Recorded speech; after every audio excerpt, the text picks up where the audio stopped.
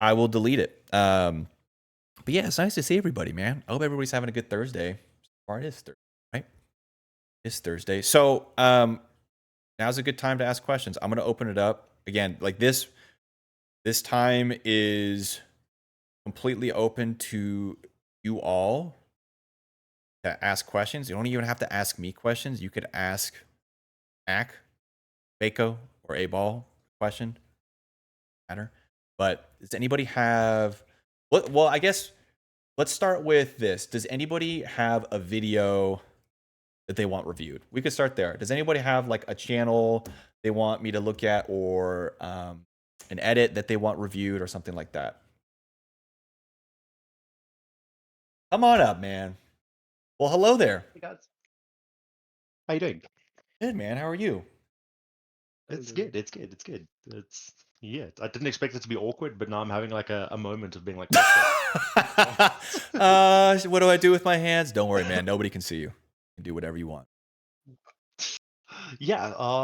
So we just I run a platform that. Sorry, can I just start talking? I don't know. Like, You listen. The podium is yours. You could. I mean, I would try to keep it relevant to editing, but I mean, if you really wanted to talk about like the Fast and Furious films, why they're today's masterpiece, you can do that as well. no. So it is editing related. So I won't stray away from that and just ramble. Okay. Um, I'm part of a platform. There's three of us. We essentially make videos interviewing and covering our local music scene. It's a very like kind of a niche topic, and I just wanted to know like if you would be able to give me some insight as to like how to make the videos a little bit more interesting, kind of retain, increase retention, it those types of things. There's kind Yeah. of two distinct editing styles on the channel. It's myself and Nasipi, who is the guy who does it with me. We do interviews and then we each edit our own videos. So we kind of have two different editing styles, but we shoot things back and forth between each other to try and keep consistency over the channel overall. But if you could like look at a bit of a video that I've edited, for instance, and just give me a bit of feedback, like as to how I can make it more interesting or kind of just keep people interested to watch the video longer. Yeah. Yeah, I would love to. Do you want to share a link to the channel or the video or a Dropbox where we give it a watch? Yeah, sure. I'll just send a link to the latest video that I did. So I interviewed a band from Argentina that's coming to play in South Africa for the first time. Um, I apologize, the intro to this video is metal, so maybe just turn your volumes down or turn the volume of it down. So just Turn a it jump up. scare, a jump scaring there. This is Argentinian deathcore. So Tina, No, I will be the first I've ever listened to. So, okay, before I give the video a play, we're mostly looking at you want feedback in terms of the edit or retention, kind of yeah, the so we main just hit a question. thousand subs. Oh, Yeah, so we just hit a congrats. thousand subs. We're looking at obviously monetization and that we need watch hours, and we are only at like 1,100, 1,200 watch hours. So, and I see that our retention isn't great. It could just largely be due to the fact that South Africans themselves aren't interested in South African music. It's a bit of a bitter point at this point. Um, a large part of what we do is it is a passion project. We are very passionate about music, and that's why we do this. Okay. But yeah. Okay. So would you like me to take a look at like title thumbnail as well, or mostly edit? Any feedback would be greatly appreciated. Okay. Do both then. So we'll give the video a watch, and then we can take a step back and look at the channel and see if I can't do a little backseat driving. A little obnoxious man over here. What I would say though, in terms of retention, before we even talk about the edit, is when we're looking at a retention graph on YouTube, it is not uncommon, even on million viewed plus videos or 100,000 viewed videos, for that graph to look something like this. Not uncommon. Um, Okay. So if yours does look like that, that's not necessarily indicative that it's a bad video, it's poorly edited. I mean, obviously we would like something that's more, like up in here, kind of like maintains that viewership throughout the video. But just to like throw it out there, um, it's not, this kind of a graph isn't the worst thing in the world. What normally, like on really good videos or videos that I've had success on, this retention graph is also going to change a lot depending on the length, right? So for like this video I saw is a 30-minute video, so it's probably going to be fairly unlikely that the majority, even if you like made a smash hit, like it was directed by Steven Spielberg or whatever, like it's probably going to be pretty unlikely that more than 40% are watching at the end, or even like 25%. Okay, I would say anywhere I'd say but having above 40 at the end is very good. yeah, like if you were to hit somewhere in between here, between 25 and 40, I'd say that's pretty well done. So Okay. more often that what we'd like to see is not so much like a number here, but it's more the shape of the graph. So no matter what, no matter what kind of video, there's going to be, and I'm actually a chief offender of this because my attention span is -1. But people are going to click on your video and just click off. And that's me, and I'm sorry. That's probably me clicking I'm off your guilty of video that too. within the first 2 seconds. So you're going to see this no matter what. Ideally, what we'd like to see is kind of like a gradual drop off and just something that kind of goes down like this. Because people, they'll just click off over time. They'll stop watching. They got other things to do.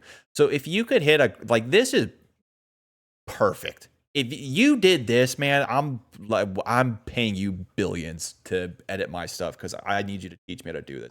This is really hard to do. Realistically, what ends up happening with most people and most videos that they're watching is you'll get a pretty steep drop off. You'll have the intro, and then there'll be a little drop off after the intro. Maybe you'll get to another point in the video, drop off. What we kind of want to mitigate are these things, these valleys, where there's a noticeable point in the video where somebody is clicking off. So if we can eliminate these areas, these are learning areas for us for the edit. We can go look at that and reflect and go, okay, that's not something we want to do. As long as it's just like a gentle, gradual decline, I would say there's nothing intrinsically wrong with your edit. Does that make sense? Yeah, it does. Okay. Keiko, are you giving feedback in the feedback session? I don't know if I understand what you're saying, but yes, we're giving feedback on the video here. But so just before we get into the video, that's kind of like retention curves in in a nutshell. Excuse me. Let's go ahead, give the video a watch. So video title is Argentina's NVLO prepares for the first time in South Africa, and a headphone warning for anybody who's got headphones.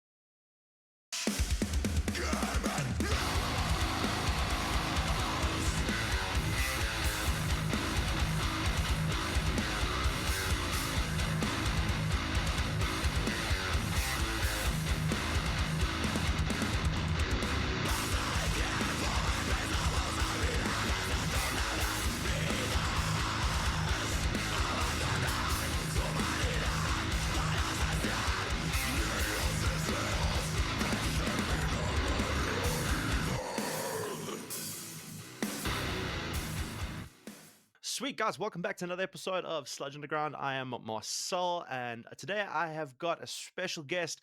Introduce yourself, man, and what it is you do in the band. Hello, how are you doing? I'm Juani. Okay, so is this an interview series that you're doing? Yes. Yeah. Okay. So we predominantly interview artists. Okay. So if this is going to be an interview series, this, I think stylistically is kind of up to you and how you want this presented.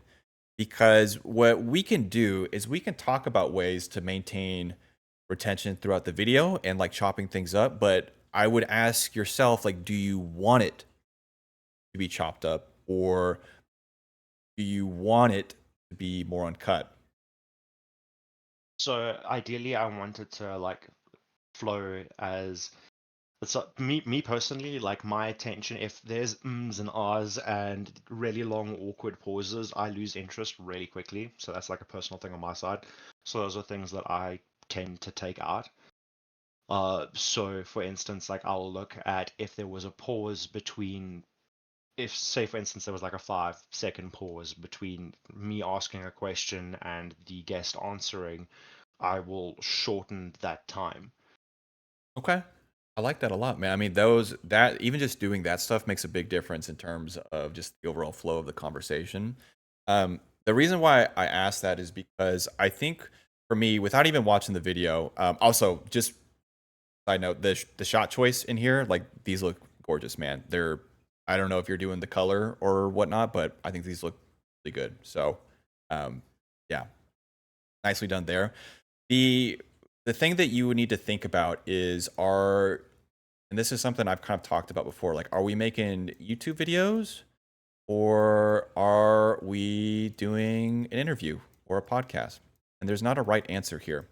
But I think you would need the important thing to know is or the important thing you'll need to do is set up expectations for yourself going to this video. YouTube videos are going to be different than doing an interview or podcast because there's like a very specific ways that we can gamify YouTube to make it a better video.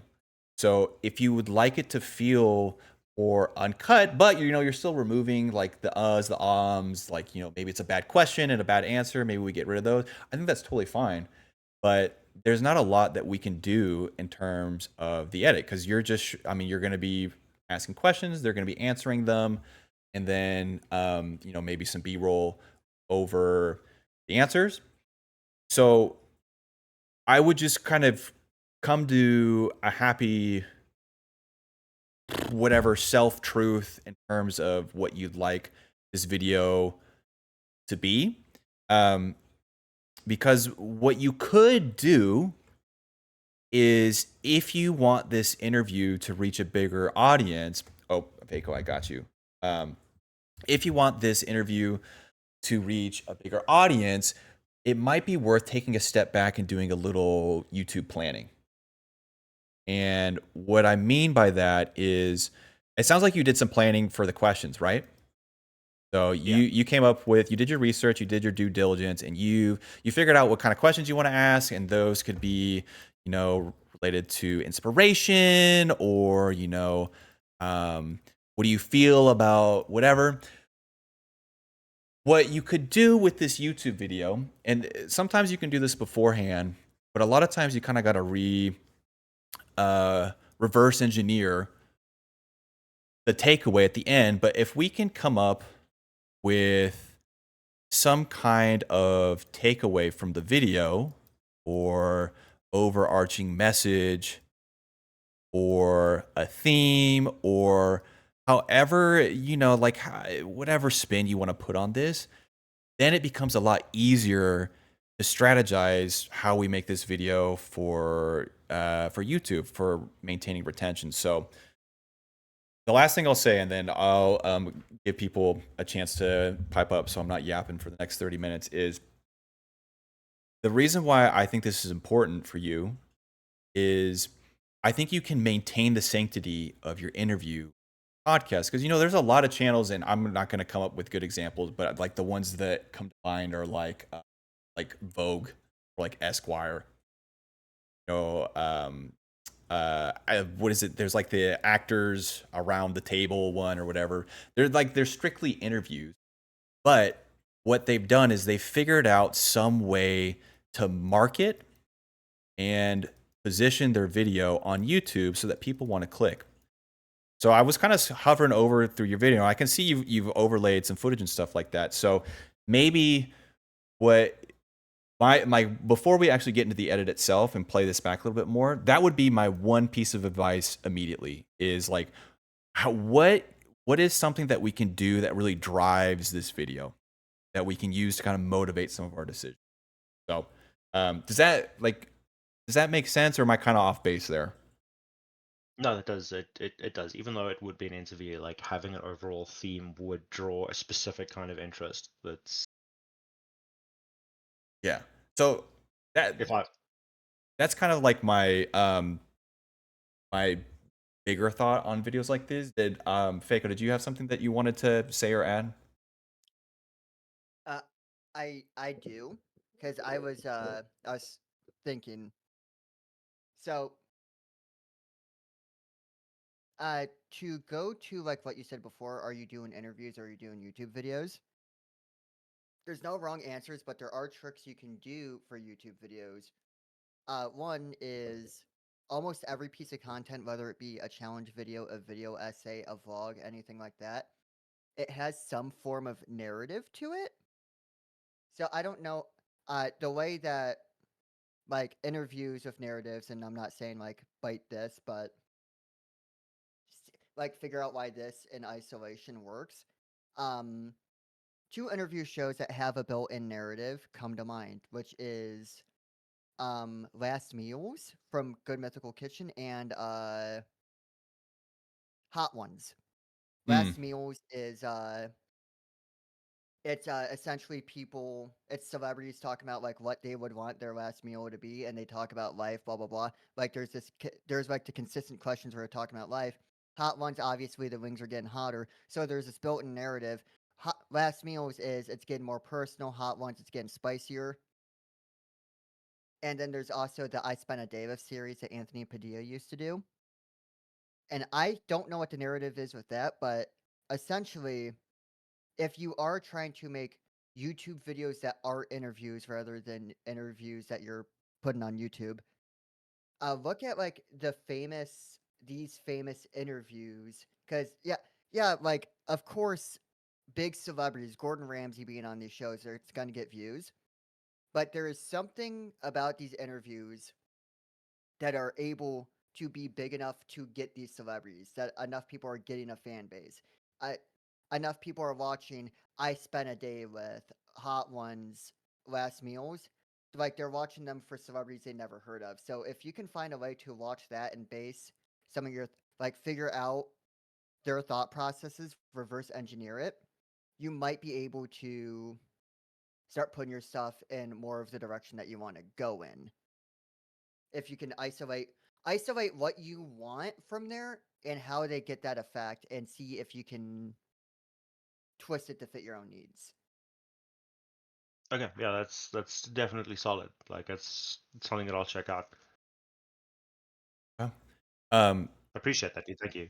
a lot of this stuff that we're talking about doesn't necessarily come from the edit, although you can kind of, you can finagle the edit and the timeline to do these things. A lot of this stuff comes just from like a pure planning perspective, and it's like some storyboarding or some script writing. And I think one of the things that I like that Faco saying is that you're offering some sense of like progression throughout the video. And this is a really like this is a universal concept for really any YouTube video. If like you can take the viewer on a journey where they feel like they become like a better person at the end of the video, then man, if I mean, like, again, super easy to say, really hard really hard to do, be like, well, Thor's just take them on a journey. It's like, well, okay, B, like, thanks, man. But if we can kind of keep this idea in mind, that's how you'll level up these videos. And I really like that idea of like making the interview YouTube video and not just posting the YouTube. The other practical thing that I think you could try to do with videos like this is I like the opening montage. I think this is like the pacing is really strong. Like I said, I like the camera shots and stuff like that. But on YouTube, Torrance, were you here? I think it was last time when we were talking about kind of like the viewer experience when like they click on a YouTube video. Were you here for that when we were talking about that? I was here for the last one, but I think I got here like halfway into it or Okay. closer towards the end. So Okay. I probably missed that because it doesn't ring a bell.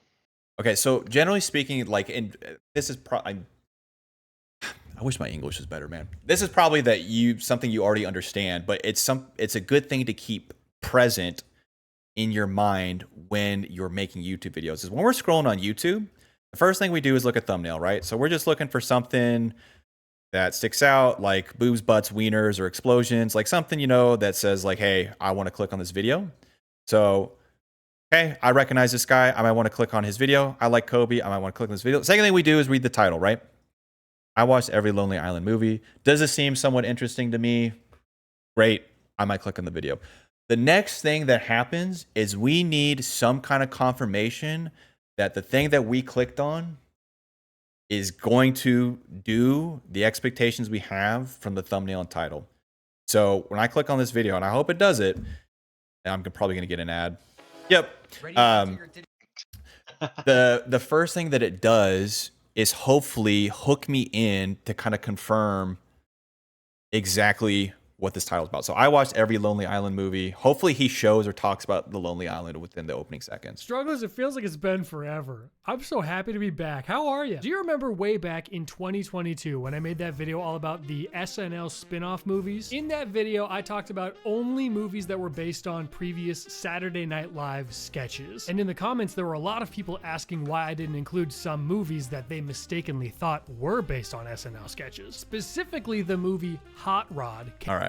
I don't know if this is a great example of what I'm trying to talk about, but the goal is to link intro to title, either through creating curiosity, creating some kind of conflict, setting up stakes, doing something like that. So what I'm getting at with you and your intro is if we take a step back, right, and we're trying to, if we are setting up some kind of theme or takeaway or whatever, right? We're probably going to title our video around that. Or we're probably going to title the video around like how Argentina's NVLO changed the world, blah, blah, blah, blah, blah, blah. So what I would think about for your intros is how can we tie that back to this? Do you need to ask a question? I'm sorry to interrupt with this. What you're explaining basically sounds very similar to what like my counterpart is doing with his edits. What he's not doing we're kind of very much like in an experimental phase. We're kind of just shooting a couple of ideas to see what sticks and what works. And I think his videos are doing a little bit better than mine at the moment, purely because he is creating kind of like a little snippet montage in the beginning of the video of things that happen, like a particularly like dramatic point of the video. He's making like a little montage of that. Would that be more viable than having like a musical intro?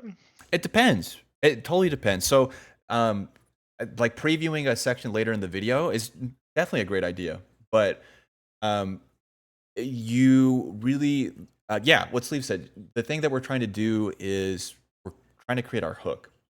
So the only thing that really matters when it comes to your hook is that it's relating back to the title, the theme, however. And there's a lot of different strategies when it comes to hooking viewers. And I mean, you could scour the internet and spend probably a month just reading on like the psychology of hooks and that sort of thing. And I'm not going to lecture you on, make sure you ask a provocative question or anything like that. But we just want to set a hook. So I think as is, I don't think there's a problem with your intro because you're basically saying, hey, this video is about this band as they prepare for their first time touring in South Africa. But if we were going to try to market this video or position this video in a different way to hopefully bring in some more eyes, we might need to think about how we strategize our intro. Go ahead, Faco. So, one of the things I was thinking about is this like, I like this montage, but is this something that like you specifically want to do, or is this like your idea of a good intro, or like, because one of the things that, because I was thinking about like what other interview shows do, because I'm still on that, is they'll have the guest introduce themselves and maybe say like a quick one note blurb about something. So maybe like for the intro, be like, okay, can you introduce yourself and give me a 1-sentence summary of what you're trying to accomplish with your music? And then they can be, so if they're like, oh yeah, uh, we're so and so, and we want to represent agony in the form of sound, and then you cut to the montage to where how like you're telling them to sell their music, then you're showing their music, and then it goes back to the interview. That way, you know that this is going to be talking to them specifically. Then they get to show what their sound is like. They get to describe their sound. You show what the sound is like, and then you start revealing their personality. Dude, that's sick. I really like that. Actually, I'm gonna give that a shot with the next interview that I do. I really like that idea. Yeah. Like I was saying, this isn't necessarily the what I was explaining to. God, why am I so tongue-tied? Yeah. So what I was explaining is that kind of just experimenting with different things. So that feedback helps so much. Definitely something that I'm going to take a note of and give it a shot. Perfect. Love that, man. So how about, go ahead. Did you have something you want to say? No? Okay. How about what if, let's do this. Let's go ahead and play the video a little bit, and then maybe people can take notes or provide feedback on the edit. But I think, generally speaking, the big takeaway, the big feedback is trying to take a little bit more time for the strategy of the video in terms of kind of like storyboarding out where you want things to feel or flow, and where you want to position the video on YouTube. But I think in terms of the edit, well, actually, let's go ahead and play it. We'll play it a little bit. So let's do this. I'm gonna play the video for a bit, and we'll take notes. But if anybody else has another question afterwards, or we want to talk DaVinci or do something else after that, go ahead and prime that question, and then we'll keep things moving. Otherwise, we can spend all the entire hour talking about Thorn stuff. We can do these things. So I genuinely just want to add, if anyone is bored by this, please, you can tell me to go away. It is fine. yeah, well, I mean, don't tell Thorns to go away, but if people do have feedback, bored is feedback. So if you are bored of the video, yeah, I mean, that's feedback. It might not be a nice way of putting it, but it's always good for somebody who's learning to figure out, like, okay, at what point. So let's go ahead and give it a watch. I'm gonna skip through the intro. I'm Marcel, and today I have got a special guest. Introduce yourself, man, and what it is you do in the band. Hello, how are you doing? I'm Juani. I'm from Argentina, and I'm the bass player. I'm the bassist in Nulo. We are a deathcore band from Argentina, and we're going to be there soon. Yeah, so you guys are coming through in, I believe it is August. Yeah, you guys are going to be doing 2 shows in South Africa. How are you guys feeling about it? We are really excited. Like it's amazing. We never thought that something like this could happen, like traveling to South Africa to play. So we are really amazed about the news and looking forward to be there. Yeah, absolutely. And like how this came about was you guys just by chance met Sash at Vakken in the Vakken finals. I believe it was 2023. Yes, 2023. And you guys just became friends from there. And I assume from there it just led to talks about, hey, come to South Africa to play some shows. That's exactly what happened. Like, I'm gonna pause it right here. I got a couple notes. If people have some other points or things that they'd like to add, go ahead and speak up or chime in. One, I think I think that point is really valid. One of the things that we need to do, and this is something that I think a lot of people struggle with early on in terms of just making it a thing, is providing context to your video. So one of the feedbacks I often give people is telling the viewer why this is important. Because even though this is niche, I mean, you've probably watched, I mean, maybe you haven't, but like we've probably watched documentaries on like the most obscure-ish in the world, and you leave that going like, wow, that was super interesting. So for you, before going into the video, if you needed to provide context that could be something that you do with voiceover, recording yourself, just saying, like in a sexy way, hey, this is this group, this is the thing that they do. It's really important for these reasons, but it just needs to be abundantly clear to the viewer that this thing is important, that this is something that we should pay attention to. There's cleverer ways of saying it outside of like this is important, but sometimes literally just saying like this band is important, even in simple terms, I go like, oh, okay, this is important. Okay, I'll listen. So I think that's some good feedback, providing a little bit of context. This is stylistically, I think, something that I would do if I were editing the video. The band. Hello, how are you doing? I'm Juani. I'm from Argentina.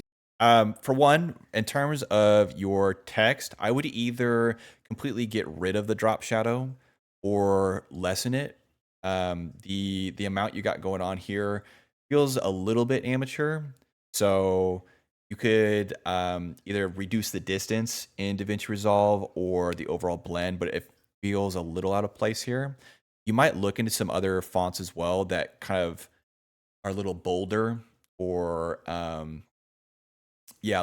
little bit more pronounced that fit the tone of the show a little bit. But when he starts talking, if I was editing this and he's saying, Gina, and I'm the bass player. I'm the bassist. he's saying I'm the bass player, man, I would show him playing the bass. I would show him.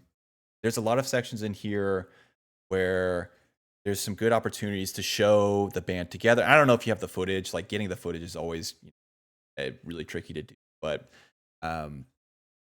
with interviews, In this case, it's a stupid mistake on my side because this band really is well documented. Like a lot of the bands I deal with have very little social media presence, but these guys are the opposite. They really document their stuff well. Like I have at the moment 60 gigs worth of footage of them. So that was a stupid oversight on my point. Sorry, didn't mean to interrupt. No, you're good, man. Yeah, it's a very time consuming part of the edit, but the reason why it's nice to include footage like that is one, it's just it's always good to show.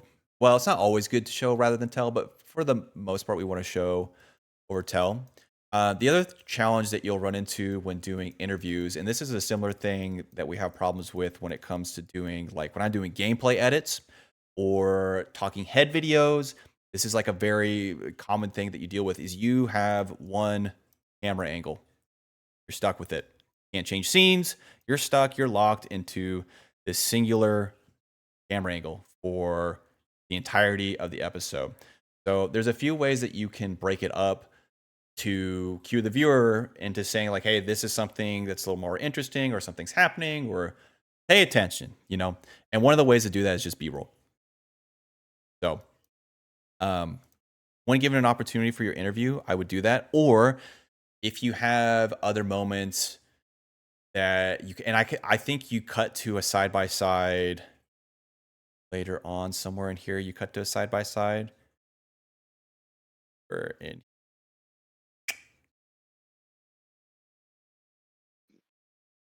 that's another good. Okay, so we are really, really good way to. And Here it is. Come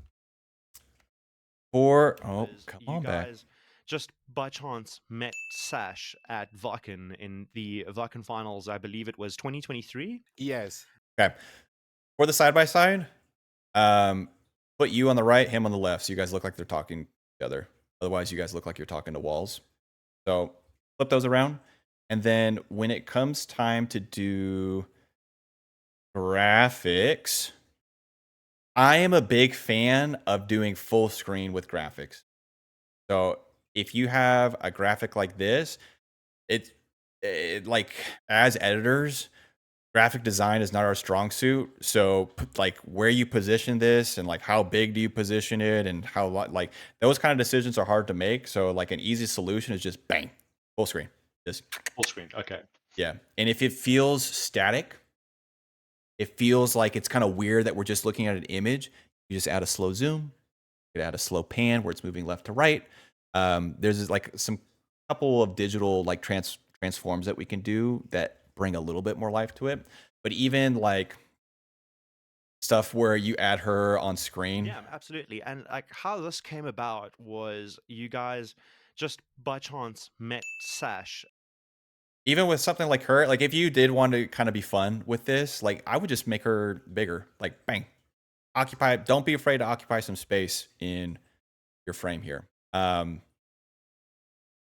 I think that's going to be my general feedback. Did other people have thoughts on the video? I know we only watched like a minute or so of it, but did anybody else have thoughts? Thorns, what, as you were watching that back or listening to what I'm saying, are there things that you were kind of thinking about or like concerned about?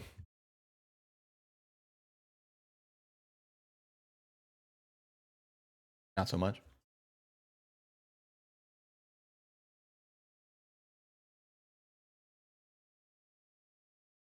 Okay. Well, that is okay. I don't know, Thorns, did we lose you? No, I'm still here. There's one. Oh God, sorry. Let me just get my You're good, man. You are thoughts good. together. It's a lot of great feedback though. Like so far already, there's so many things that I can improve on, and it's so helpful because a lot of the people that I show these things to and talk to, a lot of the people within my circles or within the scene that I'm doing this in, there's no one doing what we're doing. So everyone's just like, "That's sick, dude. Well done," and it kind of makes it hard to progress, which is a big part of why I ended up joining this community in the first place, was to look for some kind of like critical like feedback so that I can actually improve. And just from interacting with your channel and these type of things, I've already improved leaps and bounds like from this. So hearing all of this stuff is extremely helpful. Yeah, well, that's awesome, man. That I'm seriously warms my heart that you find it helpful. I hope that these continue to be a place where like we can give feedback and it doesn't come across as malicious.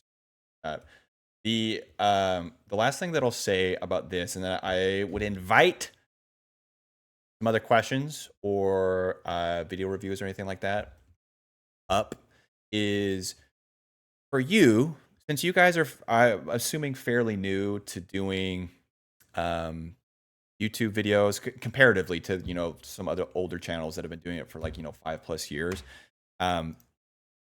You don't have to do all the hard work when it comes to setting up your format. And so Nez here shared, Nez, I hope you're okay with me calling Nez, but shared a video of the Diary of a CEO, which is like a really prominent channel that interviews CEOs and entrepreneurs and all sorts of things.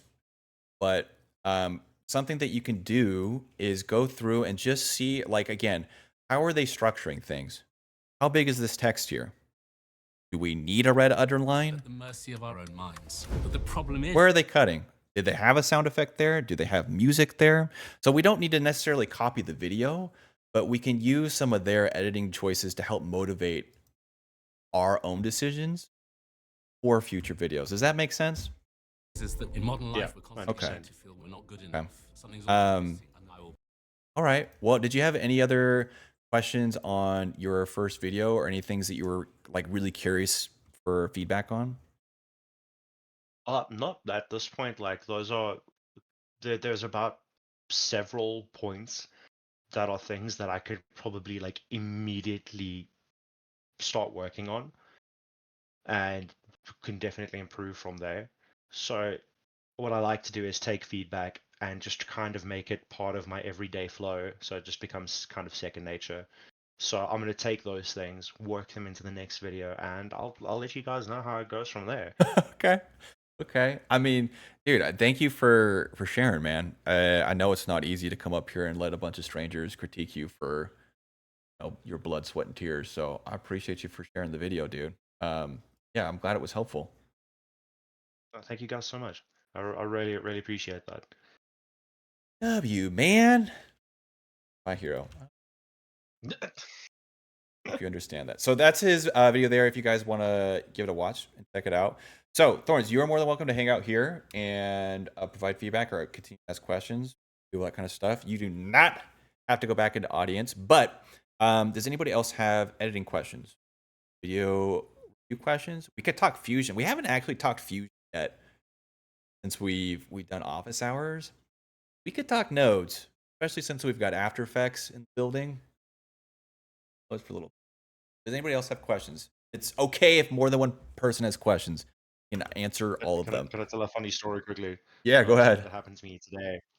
Just a quick one. So I am busy making a promo video for a gig I got hired. So, which is exciting. But I was busy putting in like different logos for the different bands that are playing on this lineup, and for some reason, one of the logos just made my computer want to explode. And I couldn't figure out why initially. I couldn't figure out what was happening until I eventually looked at the properties of the logo, and it was something like 15,000 by 8,000 pixels. And I was like, why? my So God. my computer was just looking at this and being like, bro, like I'm like a 10-year-old i5. Can you please not do this to me? So, but like that couple of minutes of like, why is this one logo destroying my computer? I don't understand. Dude, I've had that where I've downloaded background like background images or stuff to use in Fusion. And I'm like, dude, why is my computer running so slow? And I look at it, and it's like, yeah, it's like 10,000 by 8,000 pixels. I'm like, what is happening here? Why? Like, what do we Luckily, need I this knew for? one of the dudes in the band, and I was like, Oh, we lose Thorns. oh, sorry, I was changing something around. My mouse is having my computer is slowly dying a painful death. So, like, regular failures of things. But yeah, it's a message to the dude, and I was like, dude, do you know what's happening with this logo? And he was like, lol, I forget and crash my projects too. So, like, I love that. That's just the joys of editing. Hello, Ari, or Foster, excuse me. Welcome on up, sir. Either way. Did you have a question? Yes, I'm trying to change the drop shadow and remove the stroke on a bunch of different things at different places. Do I do it automatically? I'm trying to like copy and paste or like Alt V the attributes, but Okay. So let me answer. Okay. Well, Nez, I see your question. We'll definitely answer that. Ari, to answer your question, are you doing it with text? yeah. Yeah, unfortunately, unfortunately with textiles, not textiles, text styles, you cannot copy and paste attributes easily. So what you'll need to do is, so it's kind of a pain in the ass to do in Do I Fusion. just do it manually? Is that like the easiest way to do it for me? Because it's like Yeah, it'll probably be, by the time I finish talking about some workarounds, it'll Yeah, probably be that's- the easiest, but there Let's are get ways. some other questions. I mean, that's a good question, but there's other ways. That is one thing that like people have been asking for a while, is to copy and paste attributes for like text nodes. I just Yeah. yeah. So it'll probably be easier to just manually uncheck for now. Okay. All right. Too easy. I can do that. Yeah, sorry, man. Sorry. No, it's a good activity for me to do while I listen in. So Okay, perfect. Nezit asks, I'm using Adobe and DaVinci for grading. And Nez, I'm sorry if I'm also, you don't like being called Nez, but we're just that. Do you think going for DaVinci for editing and MoGraph is worth it, or gonna be way slower, especially on the text editing plus MoGraph? So I have one follow-up question to that, Nez. What exactly are you editing? Like, are you editing like talking head videos? Are you editing just like a general-ish YouTube videos? Are you doing vlogs? What kind of videos are you working on over there? My answer, though, by the way, is going to be pretty biased. I'm probably going to tell you to swap over to DaVinci, but what kind of things you got working on? Hey, sounds good, Thorns. Thank you again for coming up and sharing, man. I really do appreciate that. It was hopefully helpful. Documentaries for now and the intros are MoGraph heavy. Okay, so what I would say is you're in Adobe. It sounds like you're using good old Premiere plus After Effects, and then you're doing your grading in DaVinci. So for whatever project you're working on now, stick in Adobe. There's no need to like swap it project. That's just going to be a headache, and you're going to get frustrated, and you know, they're just you're going to want to do things quickly that you just can't do. So you know, stick with Adobe for now. But what I would say is that if you are creating everything by hand and you are working in DaVinci, I mean, I think there's people who can chime in and disagree with me here, but I'm Team DaVinci. So like I'm pretty biased here. If you're worried about not being able to do a certain kind of motion graphic, I would say that Fusion can do everything that After Effects can do, but it might not just be as easy as After Effects. So if you're animating lines, shapes, if you're animating text, if you're introducing different layers of backgrounds moving on top of each other, if you're doing like gradient work, Fusion can do all those things. There's less tutorials on Fusion than After Effects, but Fusion can do all those things. What I would say is, if you get to a point in Adobe where you don't want to pay the monthly fee, or maybe you're borrowing Adobe right now, so maybe you're not paying it, or you're frustrated with Premiere / After Effects, do DaVinci. Do DaVinci. DaVinci as an editor, I mean, people can disagree with me here if they'd like to, but DaVinci as an editor, I think, is far above and superior than Premiere in terms of stability, in terms of control, in terms of workflow. DaVinci is really, really good. Does it have its problems? Of course. Like, I'm not going to sit up here and tell you that DaVinci as an editor leaps and bounds and above everything, but DaVinci as an editor will do everything and anything that you want to. And I think Fusion would very pleasantly surprise you. I think Fusion can kind of get a bad rap just because there's not as many resources on Fusion as there are After Effects. But I'm telling you, like, there isn't something that After Effects can do that Fusion can't. So if you're thinking about swapping, what I would actually recommend is DaVinci has a free version. I would download the free version. Mostly afraid of the speed, not the capabilities. Okay, so download the free version.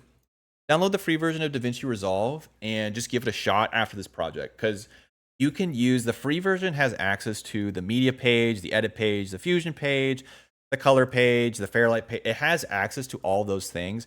The only thing that you won't be able to do in the free version is have access to like Spark features. So like their masking tool. You won't be able to use your graphics card for rendering, so the render might be a little bit slower. But in terms of just editing in DaVinci Resolve, just try the free version and see if you like it.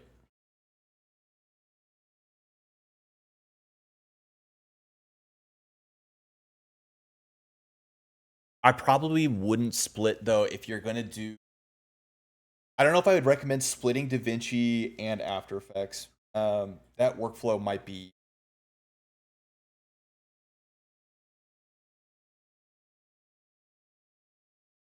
That workflow might... That help or not really? Still kind of like, nah. Nah. After Effects. Nah, get out of there. Just get out of After Effects. Yeah, I'd just try it. Even if you do stick with After Effects. Oh yeah, you already have the free version. Put those away, man. Put those away. Yeah. DaVinci as an editor is really good. It's good. So I would just give it a try. Yeah, I can't. If I knew you better, I'd just tell you to switch. But I don't know. I don't know what you got going on.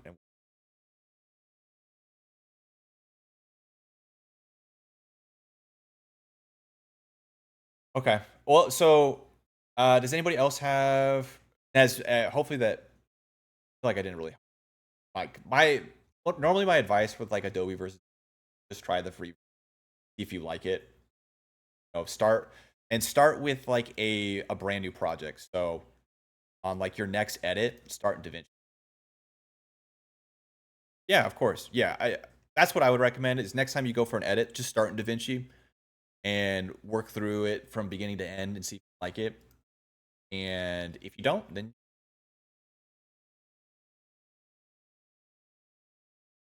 okay. By the way, how often do you do these calls? So far, dude, we've been good. We've been doing them every Thursday. I've been on my A game. We've been doing them every Thursday. So, yeah, Thursdays. The time has been kind of varying here and there, but for now, we've been doing Thursdays. So, does there anybody else have editing questions, feedback questions, review questions, strategy questions, fusion questions? Talk fusion a little bit. We can talk client conversations. Right next week, went to. I hope it's a good one.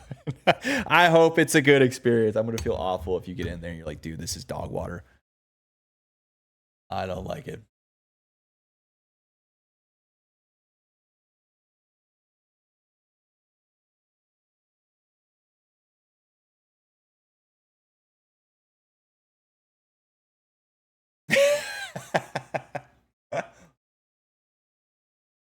Well, the Adobe people, you guys got to get your own like separate text channel. You guys can congregate. No, we're banding together here. We're gonna take over. Y'all got to get like a little separate group chat going. So you hate us. I see how it is. I don't hate you guys. I just Right. Oh well. Oh well. What are you working on, B? Interesting. I am working on. I've been kind of holding off client work for a little. Dealing with people like Minguez. I'm working on a video for me that's covering like basic editing mistakes that people make, and it's outside of just like save. So, yeah, that video where I cover the basics of good editing. Okay, okay. Done last night.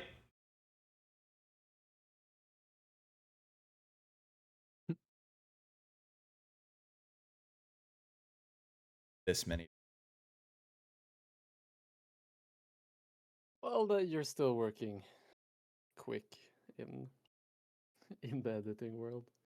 Well, I don't know what to tell you, man. yeah. Oh well, what's up? How we feeling? In 5 months, I only have, oh wait, I already read that. Was where is it the anime manga focus? The fact we use Adobe. It's just Adobe. I can't actually. If nobody has editing questions, I could rant for about 30 minutes about QuickBooks, man. Speaking of like shitty software, holy crap, dude! Did I have? I almost like me and QuickBooks are in fist fighting terms. Yeah, Lobo, do you? This is the time. Ask questions. Ask questions. As a professional, do you often encounter issues with clients that want to use the Adobe ecosystem, or most don't care? So, luckily for me, Nez, I haven't had a situation where I've worked with like a larger editing team. So I've had people that I work with or creators that edit in Premiere.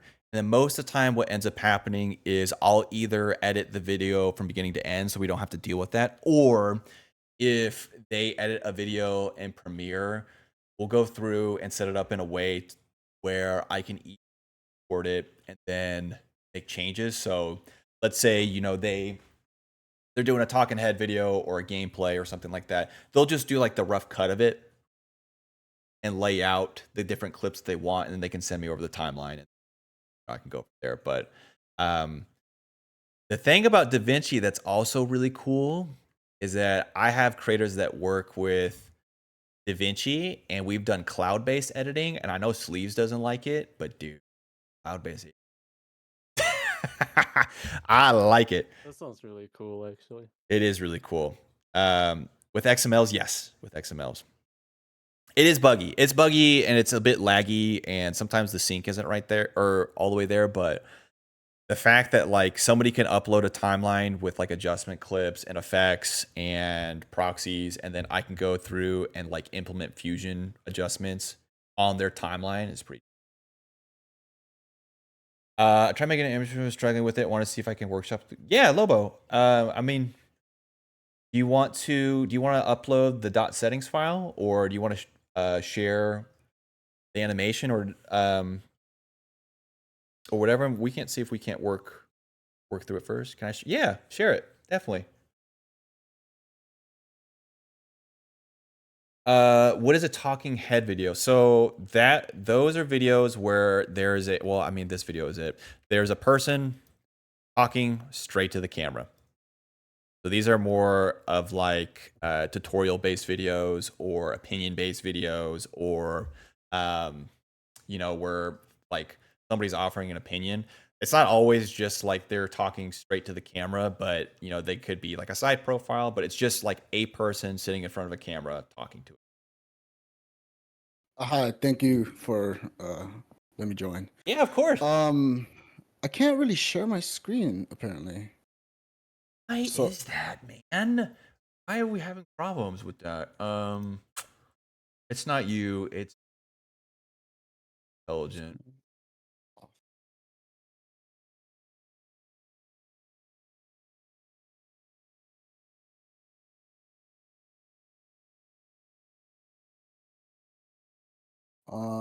Let me take a quick screenshot just to show you what. Like when I get in Fusion, I get like an idea in my head that I think it's like super simple, and then I get into Fusion and I start trying to workshop it. I start making like node trees that are just like all over the place. Like this. I hear you there. Okay. Try sharing your screen.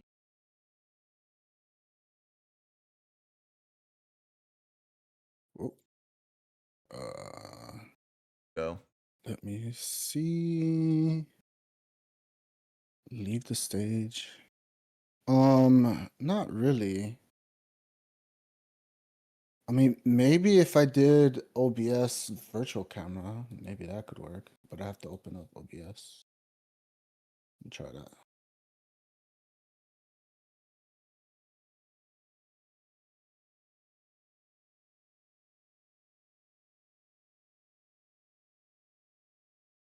Okay, I think this could work. I also accidentally opened up a wrong program.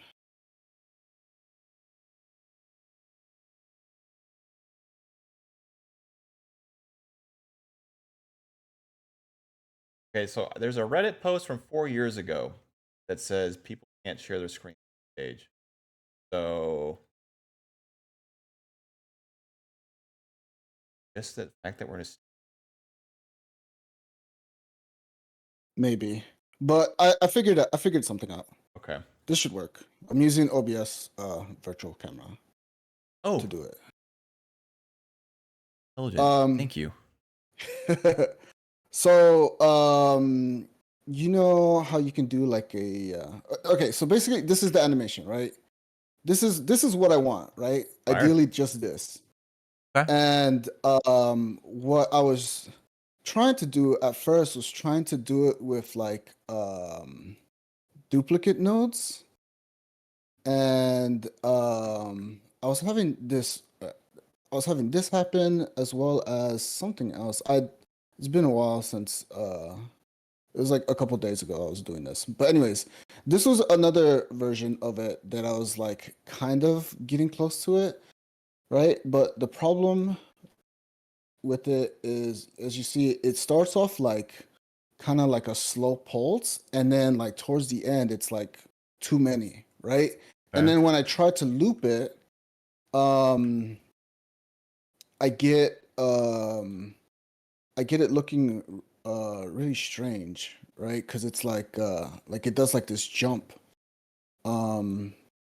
because of the I don't know, I guess just the way that the like I try to loop it by just looping it where like one of the heart like is like kind of in the same exact location, but then it just because of the way I guess the duplicates are like spaced out, it's like really weird, right? So what I did end up resulting to make it actually look, you know, halfway decent was using the just doing it in 3D, just like actually making the camera go Oh damn. in 3D, but then also just looping it at the start, right? And that's not, I mean, it works, right? It's this is ideally what I want, but I just wanted to see if there was like a better way, right? Like where I can just use a duplicate node. And then I was trying to use the shapes just because it's a vector. Yeah. So you should be able to do this using the duplicate node. So my two answers to your question are one, you should just be able to use the duplicate node, and maybe there's something we need to tweak on the node itself to fix that. And the other way that I would think about doing this is not using a 3D camera, but copying and pasting. Like if I was having problems with the duplicate node and I was just sick and tired of it, depending on how many times you wanted this to like duplicate on screen, I would just copy and paste your animation node in 2D space and then just time offset it by like, you know, however many frames. So like grab the frames and then like do like a 10-second offset and then get it. If you're having issues with things looping seamlessly, that is probably okay. So do you mind hitting Control A, selecting all those nodes, saving it, and then sending it to me? Might be I'm just Yeah, I could just let me. There's a lot of useless nodes in here, though. That's all right. I can definitely figure it out. Because like I said, when I start workshopping, it starts to get like really messy and like really useless. That's all right. Although there's a lot of things that seem like they don't make sense that I don't need, but then I do need, like for example, like I was using this little black line just to like kind of line up the thing for the okay. What is this? Media in. Would it the easiest thing be to have a 3D camera moving through a bunch of them? Yeah, that's what I did do. That's what this is. Okay. And that's what makes it look the nicest. It was, but it's not what I wanted, right? I could copy paste this, I think. Let's see. So that you don't have to save it, you just have to copy that whole thing. And also I can send that image that I used. Okay. What frame rate is your timeline? This one is 24, I believe.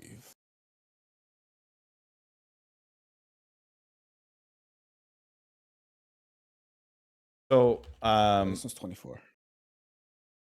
I don't know if I'll have like a quick just do this answer for you, but most of the time when you're trying to loop something, it's more about how you set up your original animation than anything. And also as I try to answer this with you,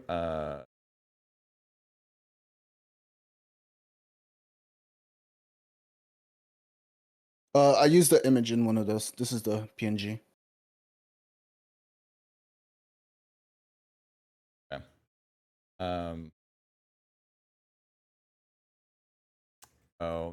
okay. But I mean, I guess let me see. Is this all right? So this is so I did make a heart anyways without the thing, so you can just connect this S render to here instead of using the PNG.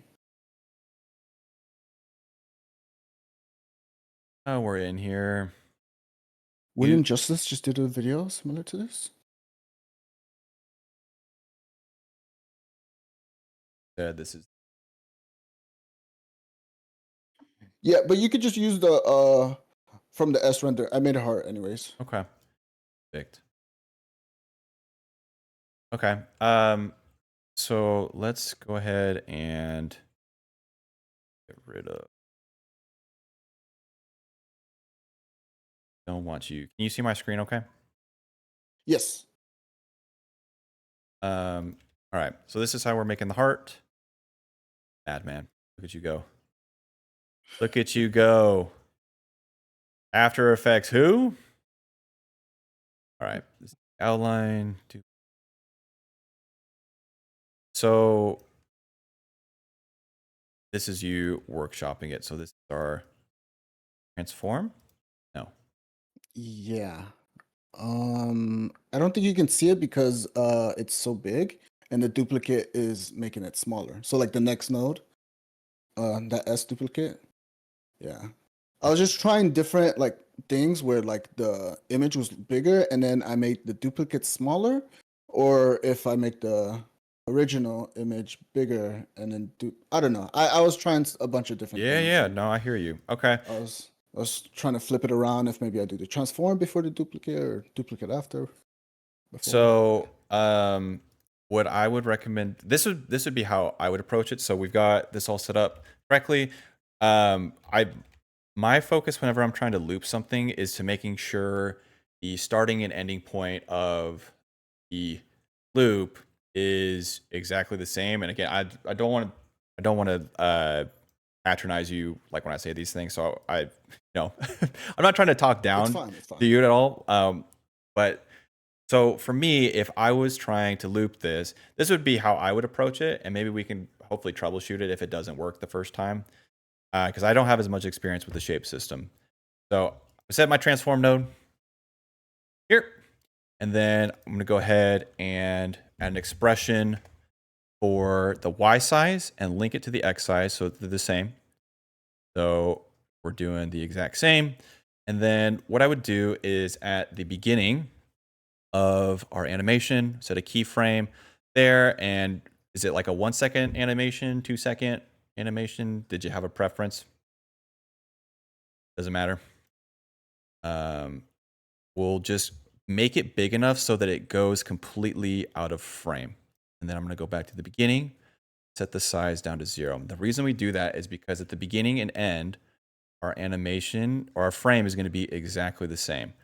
So hopefully now when I hit Control A here on our spline and then set our loop, hopefully it loops perfectly. Now, the reason why it feels like it's not uniformly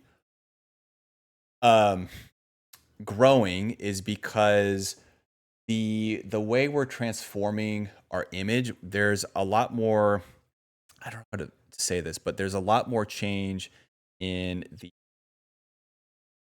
Do I need to invite you back up to screen? But I see what you're saying where, how do we fix this problem where it's feels like it's shrinking or it's moving slower at the end than at the beginning? You're in the call. Yeah.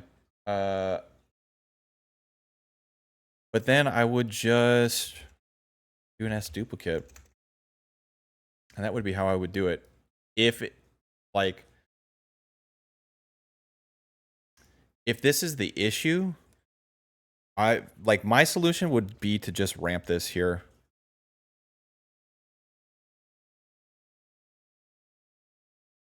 And figure out a way to smooth it out.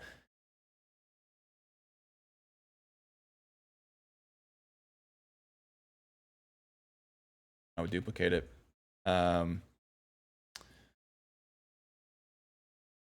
Yeah. And then we could probably re-loop this. No? I don't know if you can do this in the S duplicate. Oh, interesting. Okay. You change the ease on the end and set up. I think I don't know if you want to do a ping pong loop because that's going to reverse the animation. But if you don't want to use the S duplicate, I would let it render out and then add a normal duplicate node here, because then we can do a negative time offset, meaning that we can offset it before. Can't hear anything? Oh no. You guys still hear me?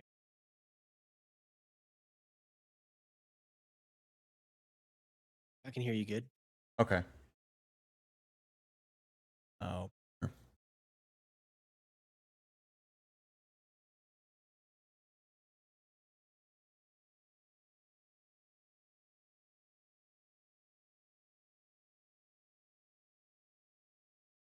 Oh, I'm not previewing this.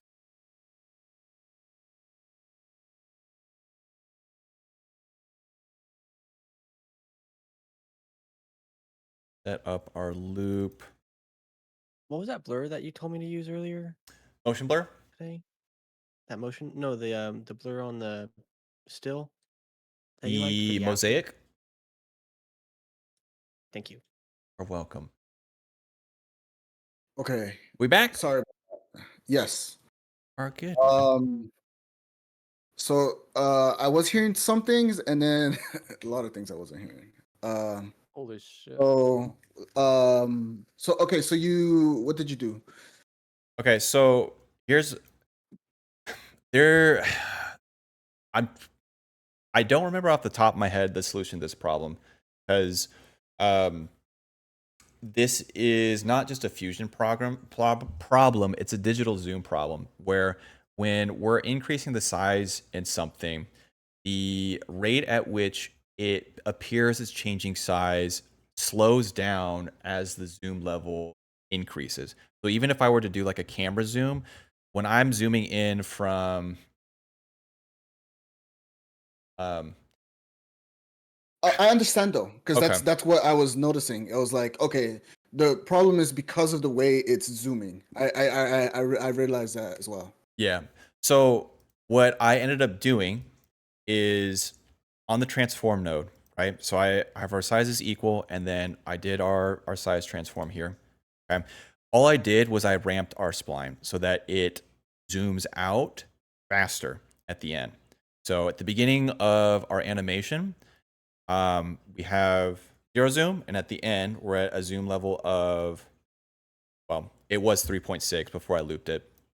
And then I just ramped it. So we start slow and then ramp out, and it kind of maintains that same speed. I don't know if it's exactly the same speed, but that's how I would solve that. And then the problem that I saw when you're using the S duplicate node is that there's not a time offset here. So yeah, I know, it's really frustrating. so the shape system is the one area. Well, there's a couple areas Fusion's behind in After Effects, but the shape system is one. So to get around that, what I did is after the S render node, go ahead, delete this. I just used the normal duplicate node. So I got out of the shape system, added a new duplicate node, and now from here, what we can do is we can add our time offset of, let's say, 12 frames. Then we can increase our copies to like 4 or something like that. Stop our preview, and now have that hopefully even looking animation like that. Is that kind of what you're going for, or not so much?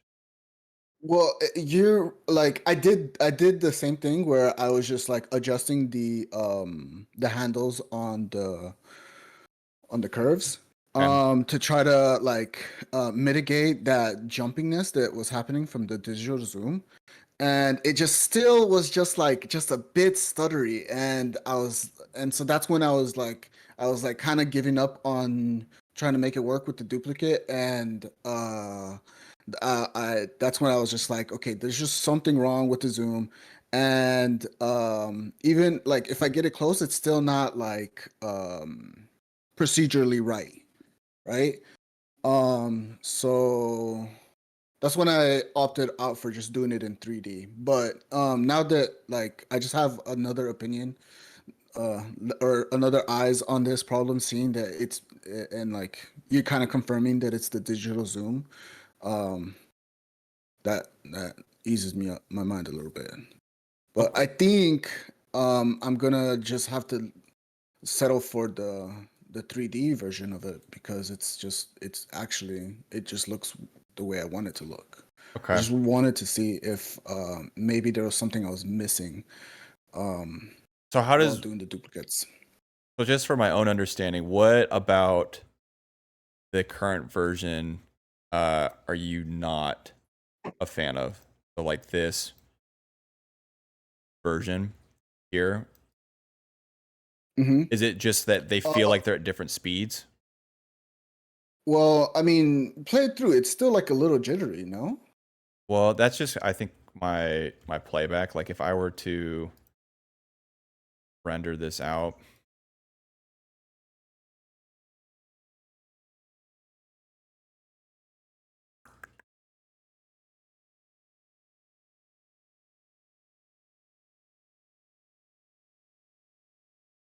the other reason it probably feels a little bit jittery is because I don't have motion blur on. But then we have this like pre-loop issue where we're losing our loop again. So if we wanted to, we could come over to the render tab and then, or even just the duplicate node, turn on a little motion blur, then increase the quality just a smidgen. And what I would probably do if I were you, I don't know. This is a new problem for me, so I'm not sure if there's like a correct way of doing this, but this is how I would go about doing it. And then if for some reason like it was having a weird issue in beginning or end of it, I would either extend the clip out farther to the end or forward, render it, and then just trim off the beginning or end. So that way you just didn't have to deal with those like weird points. And I need you to work, man. My PC, dude. Ever since ACK blew up my computer, man, it just hasn't been the same. You have no idea how much my PC is struggling. My whole both my screens were frozen for a solid 30 seconds. I couldn't even move my mouse. I could hear everything, and it's like, ah, shit. Yeah, I think we just ACK. Yeah, so the problem I think of it feeling like it's at different speeds is definitely not just a you thing. I think it's just an issue of like doing the. I feel like where we've gotten to it is pretty dang close to it seamlessly looping.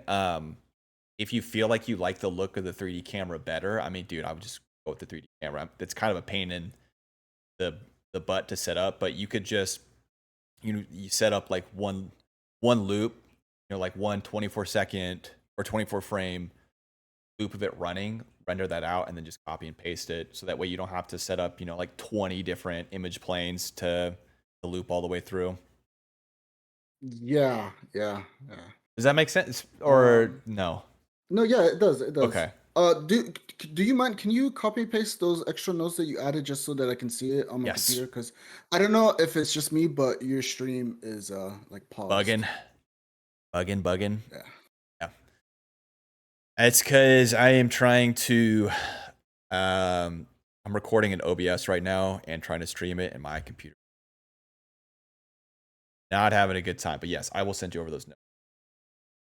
Take a look-see, and hopefully they work. The only other thing that I had done with that duplicate node after the render node is I pre-looped it, and sometimes that'll help with weird things where things are getting cut off at the beginning or the end. So I don't know if you've done that before, but for anybody else who's in here who didn't catch that, when I'm in Fusion, can I undo? Okay, so I'm in Fusion, right? And this is the beginning of our animation here. A lot of times when you're duplicating something, it needs to access information from a certain set of frames. And so if you're trying to add a delay in either the positive direction or the negative direction, and you're having problems, oftentimes the solution for this is to select your animation. And not only do we have it looped, but we can right click and go and set a pre-loop. And that'll loop our animation in the negative frame. So now it doesn't really matter. Well, I guess it is going to matter. Sick. but it shouldn't it should not really matter when you do this. I don't know. This is just kind of an interesting problem with this. Like, I'm almost curious if we were to, like, if this is a rendering issue. Yeah, like our global in and out is, oh, so this might be the issue as well. So this is more of a Brandon issue than a Lobo, a U issue, but because our animation and our pre-loop is starting in negative frames, I think we need to change our global in and out in negative frames as well. Yeah. If I change my global in and out points to be something in negative frame range, now at frame 0, we're getting our animation all the way through. So I pre-looped the animation. I went to the render tab and I changed out our global in out points to be negative. And this could be literally anything, just as long as it encompasses your animation. So I could do like negative 1,000. Doesn't really matter. Okay. And when you're saying render tab, you mean the render node? The render node, excuse me. Yes, the S render Okay, node. Okay.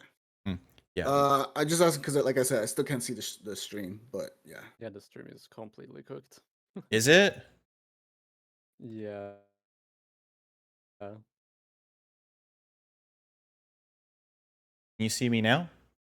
Oh, yes. Oh, yes. Okay. I love it here, man. So, so yeah, on the S render node, I went up and I changed the global endpoint to be negative 2,000. And then I went over to the transform node where our transformation was, right clicked, that preloop. But I'll send you over node. Take a look, see. Yeah, hopefully that helps, man. That quite the thing, though. Yeah, and it was just like something I wanted to try out. It wasn't even like, Yeah. But yeah, appreciate you taking time. Yeah, of course, man. Of course. Okay. Well, Lobo, you're more than welcome to stay up here. I probably have time for one more question if people have one. If not, no big deal at all. But like, if somebody has Fusion questions or animation questions, editing questions, video review, content strategy questions, happy to take a look. This is pretty cool, though, man. I like this little thing in here. I like it. Yeah, I was trying something. Cool. Because like we're doing like a wave, right? Like you can just use like a gradient and just like mess with the offset. And like that's simple, but it's like I wanted to try it with a different shape, right? So yeah, like it.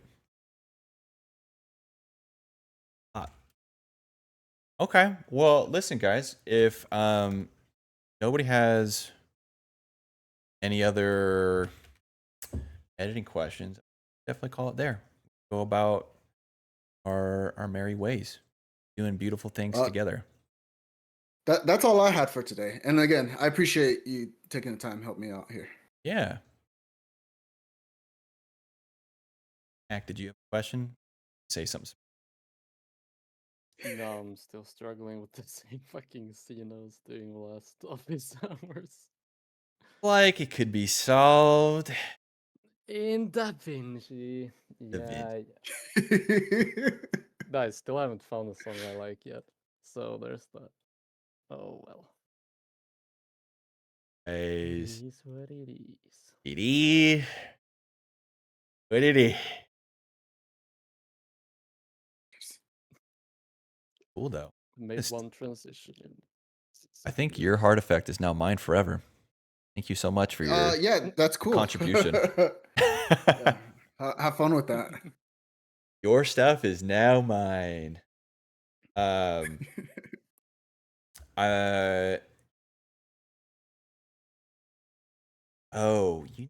yes, you might. Right. How would you? Do you know how you would fix that though in Fusion, man?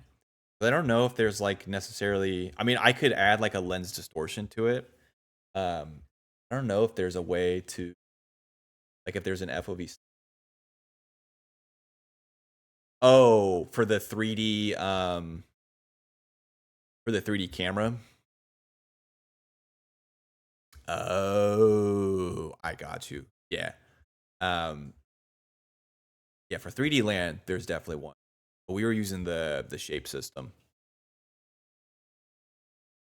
Wow. What do you know? Yeah, this is mine now. Forever. Yeah. I'm selling it. Did you add a fade to it at the start? Don't worry about what I got going on. I don't think so. I had a little chroma, little lens distort.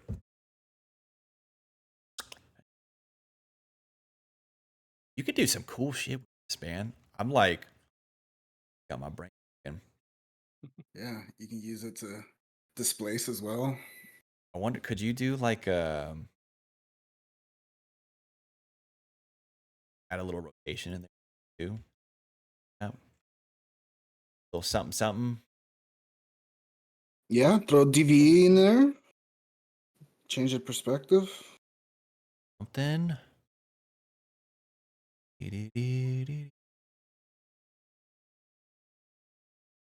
Uh-oh. Man, I just love that Fusion is better. You know what I'm saying?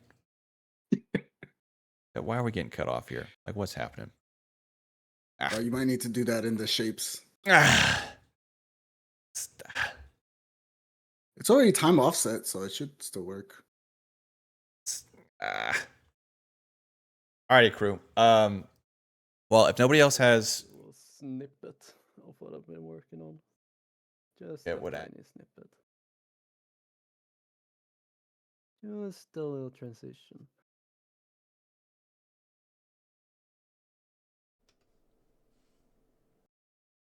no audio? Cool. You have There's sound. no audio? Oh my gosh, we're watching silent films. See that, guys? After Effects, silent film. Oh wait, that's insane. Watch me put like the old Charlie Chaplin black screen with like text and the thing after. Wait, what is the? Is this a U cutout? These like. If I could stream, I could show you, but. Yeah, that's kind of a bummer. I don't know. To figure out how to fix that. Lobo, you did the virtual camera. Yeah. I just opened up OBS and did that.